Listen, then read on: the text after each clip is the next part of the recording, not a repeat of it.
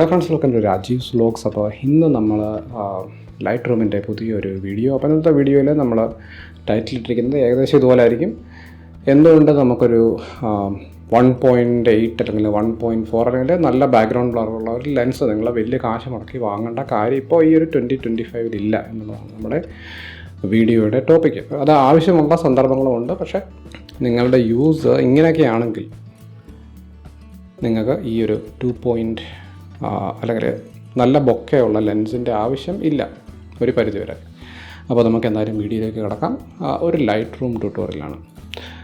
Light room ഇത് actually ഒരു ഏറ്റവും ലേറ്റസ്റ്റ് വേർഷനാണ് കേട്ടോ. അപ്പോൾ ലൈറ്റ് റൂമിൽ ബേസിക് അഡ്ജസ്റ്റ്മെൻറ്റ്സ് ഒന്നും ഞാൻ ഈ ഫോട്ടോയിൽ ചെയ്തിട്ടില്ല. ചെറുതായിട്ട് നമുക്കൊന്ന് ചെയ്യാം. ചെറിയൊരു ഓറഞ്ച് ടിൻ്റൊക്കെ കൊടുക്കാം, കുറച്ച് കോൺട്രാസ്റ്റ് കൊടുക്കാം. ഫേസ് കാര്യങ്ങളൊന്നും നമ്മൾ അധികം ചെയ്യുന്നില്ല, വേറെ ഒരു സംഭവം നമ്മൾ ചെയ്യുന്നില്ല. ചെറുതായിട്ട് നമുക്കൊന്ന് ലെവലാക്കാം. ഇച്ചിരി ചരിഞ്ഞിരിക്കുന്ന പോലെ തോന്നുന്നുണ്ടല്ലേ, ഇവിടെ പിടിച്ച് ലെവലാക്കാം.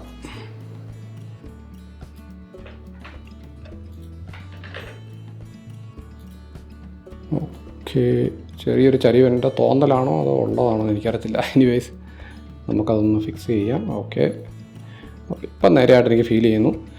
അപ്പോൾ നമുക്ക് എൻ്റെ ഇപ്പോൾ ഈ ഫോട്ടോയിൽ യൂസ് ചെയ്തിരിക്കുന്ന ഒരു ലെൻസ് 50mm f2.8 ലെൻസാണ് ഞാൻ യൂസ് ചെയ്തിരിക്കുന്നത്. അപ്പോൾ നമുക്ക് ഇങ്ങനത്തെ ഒരു ലെൻസ് വെച്ച് നമുക്കൊരു ബാക്ക്ഗ്രൗണ്ട് ബ്ലർ കിട്ടാനായിട്ട് നല്ല പാടായിരിക്കും. ഇത് ഞാനിപ്പം എൻ്റെ സിഗ്മയുടെ ലെൻസൊക്കെ വാങ്ങുന്നതിന് മുമ്പുള്ള ഒരു ഷോട്ടാണ്. ഇപ്പം ഞാൻ സോണിയിലോട്ട് മാറിയില്ല. സോണി പ്ലസ് സിഗ്മ ലെൻസസ് ആണ്. 1.4, 16mm, 36mm, 55mm ആണെന്ന് തോന്നുന്നു. എല്ലാം 1.4 ആണ്. അതുകൊണ്ട് തന്നെ എനിക്ക് ഇങ്ങനത്തെ ഒരു ഫോട്ടോ കണ്ടുപിടിക്കാൻ ഇച്ചിരി പാടുപെട്ടു. അപ്പോൾ ഇത് ഞങ്ങൾ US പോയപ്പം എൻ്റെ മകനാണ്, അവൻ്റെ ഒരു പിക്ചറാണ്. ഞാനപ്പോൾ എഡിറ്റൊന്നും ചെയ്തില്ല ഈ ഒരു ഫോട്ടോ. അതുകൊണ്ട് ഞാൻ വേറെ എഡിറ്റിംഗ് കാര്യങ്ങൾ ഇതിനകത്ത് കാണിക്കുന്നില്ല. നമുക്ക് ജസ്റ്റ് ഈ ഒരു ബൊക്കെ, ലൈറ്റ് റൂമിലെ ബൊക്കെ എന്ന് പറയുന്ന സംഭവം അത് നമുക്ക് നോക്കാം. അത് മാത്രമാണ് നമ്മളിന്ന് നോക്കുന്നത്. ഓക്കെ, നമുക്ക് ലെൻസ് ബ്ലർ എന്ന് പറയുന്ന ഒരു സംഭവം ലൈറ്റ് റൂമിനകത്തുണ്ട്. പഴയ വേർഷനാണെങ്കിൽ കാണുന്നില്ല, ഇപ്പോൾ ഏറ്റവും പുതിയ തന്നെ കാണുന്നില്ല. കുറച്ച് പഴയതാണെങ്കിലും ഈ ഒരു ലെൻസ് ബ്ലർ നമുക്കുണ്ട്. ഇതൊക്കെ എനിക്ക് തോന്നുന്നു ഈ AI ഒക്കെ വന്നതിന് ശേഷം ആഡ് ചെയ്തതാണ് ലൈറ്റ് റൂമിൽ. അപ്പോൾ ഞാൻ പ്രൊഫഷണലായിട്ട് നമ്മൾ വർക്ക് ചെയ്യുമ്പം ഞാൻ കൂടുതലും ചെയ്തുകൊണ്ടിരുന്നത് ഫോട്ടോഷോപ്പിനകത്താണ്. നമ്മൾ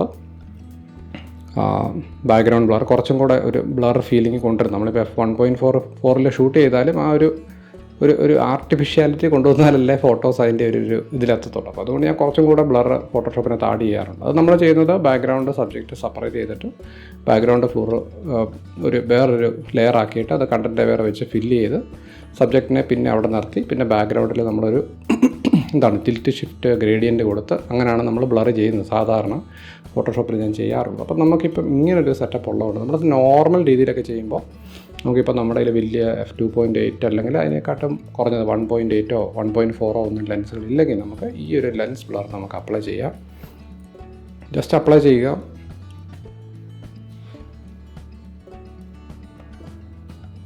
അപ്പോൾ ഒരു അനലൈസിങ് കുറച്ച് ടൈം എടുക്കും കേട്ടോ. അത് എങ്ങനെയാണ് ഫോട്ടോയുടെ സെറ്റപ്പ് എന്ന് AI കണ്ടുപിടിക്കാനായിട്ട്. ഓക്കെ, അപ്പോൾ ഞാനിത് 100%ലാണ് ഇട്ടേക്കുന്നത്. നോർമലി ഇതൊരു 50%ലാണ് കിടക്കുന്നത്. നമുക്ക് നമ്മുടെ ഇഷ്ടത്തിന് നമുക്ക് മാക്സിമം 100% വരെ കൊണ്ടുപോകാം. ഇതിലും ബ്ലർ വേണമെങ്കിൽ നമ്മൾ ഫോട്ടോഷോപ്പിനെ ആശ്രയിക്കേണ്ടി വരും. അപ്പോൾ അത്യാവശ്യം ഒരു ബ്ലർ കിട്ടി. പക്ഷേ ഇനിയും നമുക്കിത് ട്യൂൺ ചെയ്യാം. നമുക്കിപ്പം വിഷ്വലൈസ് ഡെപ്ത് കൊടുത്താൽ ഈ ഒരു ഇത് കണ്ടില്ല, ഈ ഒരു പർപ്പിൾ കളർ, അതായത് ഈ ഓറഞ്ച് വരുന്നൊക്കെ ഔട്ട് ഓഫ് ഫോക്കസ് ആണ്, ബാക്ക്ഗ്രൗണ്ടിൽ വരുന്ന ഗ്രേ ഒക്കെ ഔട്ട് ഓഫ് ഫോക്കസ് ആണ്. ഈ ഒരു പർപ്പിൾ വരുന്ന ആ ഏരിയയാണ് ഇൻ ഫോക്കസ് ആയിട്ട് വരുന്നത്. അപ്പോൾ നമുക്ക് ഈ ഒരു ആളെയൊന്നും നമുക്കത് ഇൻ ഫോക്കസ് വേണ്ട. അപ്പോൾ നമുക്കൊരു കാര്യം ചെയ്യാം, നമുക്ക് കുറച്ചും കൂടെ ഈ ഒരു സ്ലൈഡർ ഉണ്ടല്ലോ, ഫോക്കസ് റേഞ്ച്, അത് നമുക്കൊന്ന് അഡ്ജസ്റ്റ് ചെയ്യാം. അതായത് ഈ ഒരു പോർഷൻ നമ്മളൊന്ന് അഡ്ജസ്റ്റ് ചെയ്താൽ കണ്ടില്ലേ, ബാക്ക്ഗ്രൗണ്ട് പിന്നെയും ബ്ലറാകുന്നുണ്ട്, നമ്മുടെ സബ്ജക്റ്റ് ബ്ലറാകുന്നുണ്ട്. അത് നമ്മൾ നോക്കണം, മൈൻഡ് ചെയ്യണം, അനലൈസ് ചെയ്യുന്നുണ്ട്. കുറച്ചും കൂടെ നമ്മൾ ഫോക്കസ് റേഞ്ച് കുറച്ചു. അപ്പോൾ നമുക്ക് ഇങ്ങനത്തെ ഒരു ബ്ലർ കിട്ടി. ഇത് കണ്ടില്ലേ, നമുക്കൊന്ന് ഫുള്ളായിട്ട് സെറ്റായിട്ട് വരട്ടെ. ഇത് റോ ഫയലായതുകൊണ്ട് ഇങ്ങനത്തെ കാര്യങ്ങളൊക്കെ സെറ്റാണ്. ഇത് സെലക്ഷനും കാര്യങ്ങളൊക്കെ പോകുന്നതിൽ ഇപ്പോഴത്തെ പുതിയ ഫോട്ടോഷോപ്പിലും ലൈറ്റ് റൂമിലൊക്കെ സെലക്ഷനൊക്കെ ഭയങ്കര, പണ്ടൊക്കെ നമ്മൾ എന്ത് പാടുപെട്ടിരുന്നു സെലക്ട് ചെയ്യാനായിട്ട് സബ്ജക്റ്റ്. ഇപ്പോൾ എല്ലാം സിമ്പിൾ ആൻഡ് ഹമ്പിളാണ്. അപ്പോൾ കണ്ടില്ലേ, നമുക്കിതാ ബാക്ക്ഗ്രൗണ്ട് ബ്ലർ കിട്ടി. പിന്നെ നമുക്ക് നമ്മുടെ ഇഷ്ടത്തിന് ബാക്കി കാര്യങ്ങൾ ചെയ്യാം. നിങ്ങളുടെ ഇഷ്ടം, ഇത് കൂടുതൽ ഒരു ഓറഞ്ച് ഇത് കൊണ്ടുവന്ന ഒരു സിനിമാറ്റിക് ഫീൽ നമുക്ക് കിട്ടും. കണ്ടില്ലേ, ഇച്ചിരി ഓറഞ്ച് കയറ്റി കഴിഞ്ഞാൽ ഒരു സിനിമാറ്റിക് ഫീൽ കൊണ്ടുവരും. അത് നമുക്ക് കൺട്രോൾ ചെയ്ത് ഓറഞ്ച് എവിടെയും കയറ്റാം. ഞാനിപ്പോൾ നോർമലി ഇപ്പോൾ സാധാരണ ഒരു ഇതായതുകൊണ്ട് നമ്മൾ ഇങ്ങനെ കൊണ്ടുവന്നു. അപ്പോൾ നമ്മുടെ ബിഫോർ ആൻഡ് ആഫ്റ്റർ നമുക്കൊന്ന് നോക്കാം. കണ്ടില്ലേ, നമ്മുടെ ബിഫോർ ഈ ഒരാളെ നമുക്കൊന്ന് ഫോക്കസ് ചെയ്യാം. കണ്ടില്ലേ എന്തുമാത്രം ബ്ലർ വന്നിരുന്നു. ആ ട്രീയുടെ ഒക്കെ അവിടെ നോക്കിയാൽ full out of blur area ആയി.